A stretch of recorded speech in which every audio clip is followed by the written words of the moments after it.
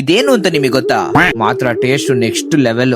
Day 181 of fitness flow. ಬೆಳಿಗ್ಗೆ full tank ಮಾಡಿಸಿ ಅದಕ್ಕೆ 763 ರೂಪಾಯಿ ಆಯ್ತು. ನಾನು 1000 ರೂಪಾಯಿ ಕ್ಯಾಶ್ ಕೊಟ್ಟೆ. ಅದಕ್ಕೆ ಅವ್ರು ವಾಪಸ್ ಎಷ್ಟು ಕೊಡ್ಬೇಕು ಹೇಳಿ? 63 ಗೆ 37 ರುಪೀಸ್ ಹಾಕ್ರೆ 800, ಇನ್ನೊಂದು 200 ಹಾಕ್ರೆ 1000. ಸೊ ಅವಾಗ ಅದು 237 ರುಪೀಸ್. ಅಕ್ಕ ನನಗೆ ಕೊಟ್ಟಿದ್ದು 287 ರುಪೀಸ್. ನಾನ್ ಕೇಳ್ದೆ, ಅಕ್ಕ ನೀವು ಕೊಟ್ಟಿರೋದು ಕರೆಕ್ಟಾ? ಅಕ್ಕಂಗ ಅದೇನ್ ಕಾನ್ಫಿಡೆನ್ಸ್ ಅಂದ್ರೆ, ಅಪ್ಪಿ ಬಾಯ್ಲಿ ತೋರಿಸ್ತೀನಿ ಅಂತ ಕ್ಯಾಲ್ಕುಲೇಟರ್ ನ ಓಪನ್ ಮಾಡಿದ್ರು. ನೋಡಿಲಿ 1000 ಮೈನಸ್ 763 ರುಪೀಸ್. ಅಲ್ಲಿ 237 ಅಂತ ಬಂತ. ಅಕ್ಕ ನಾನು ನೋಡ್ಬಿಟ್ಟು 50 ರುಪೀಸ್ ಎಕ್ಸ್ಟ್ರಾ ಕೊಟ್ಟಿದ್ದೀನಿ ಅಷ್ಟೇ.